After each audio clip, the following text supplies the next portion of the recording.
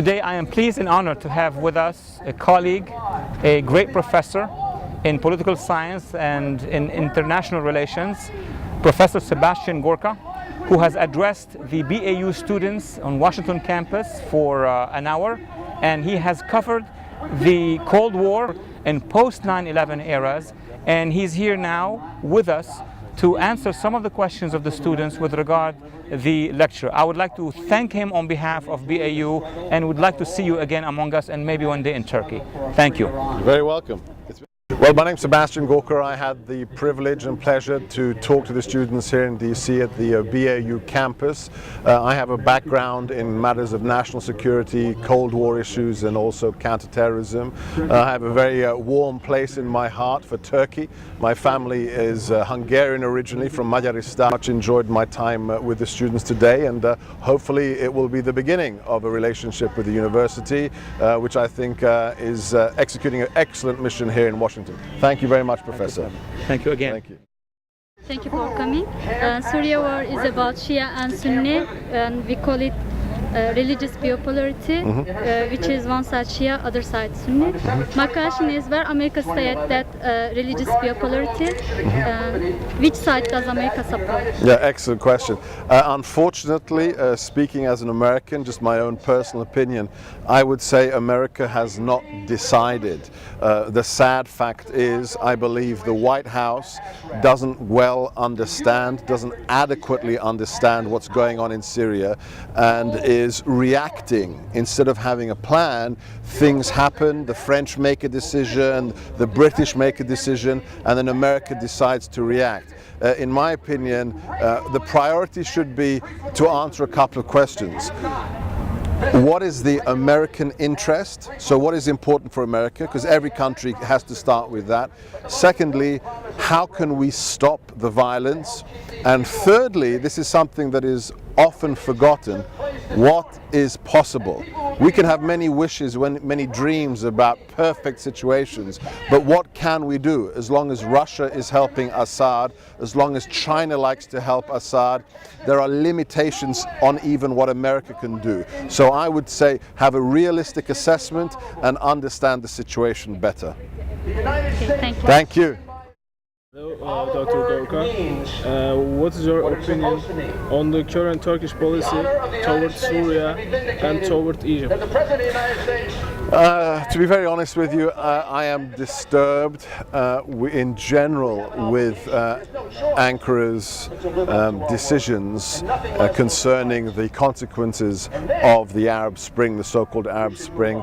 I understand Turkey's position, especially after it has been very badly treated by especially the European Union and by France.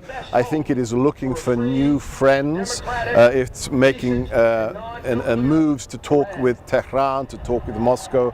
I would advise that Ankara stop, take a deep breath, reassess the situation, and think about what made it so successful in the years after World War I, World War II, how Turkey became a model of being a modern Muslim state, and to ask itself, are the people it is talking to now, are the people it is trying to help, the kinds of people that Kemal Atatürk would have had as his friends? I think if the answer to that question is no, then we have to reassess our policy in Ankara and strengthen its reputation as a great nation. Okay, thank you.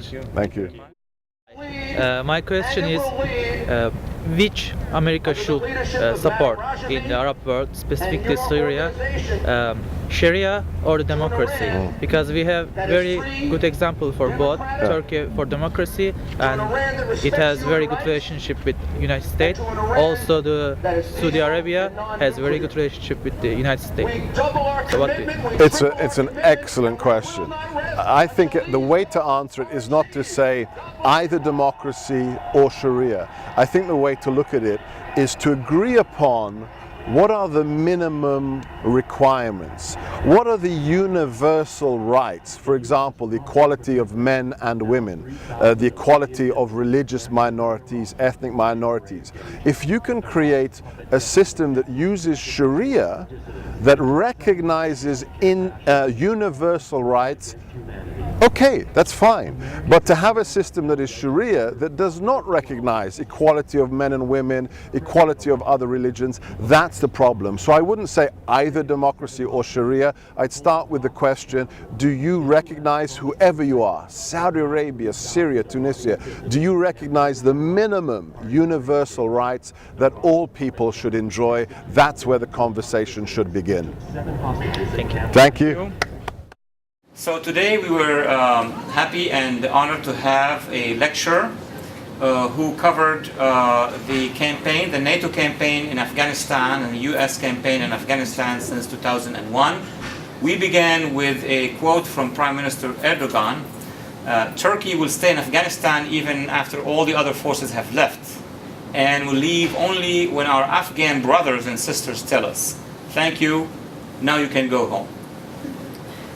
Then we have covered a history of the conflict, invasion, the insurgency, reassessment and surge, transition till present, and we have discussed the way ahead.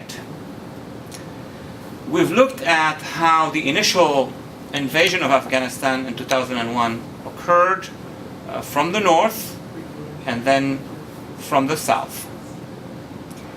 We've had a great analysis of the invasion after September 2001, the airstrikes, the paratroopers' assault, what happened in the immediate post-invasion, and the links with other world events, and how actually NATO forces and Afghan forces have been formed. A special comment was made about the various leaders of the Taliban and Al-Qaeda in which areas, and a good view of the geopolitics of Afghanistan during the confrontation.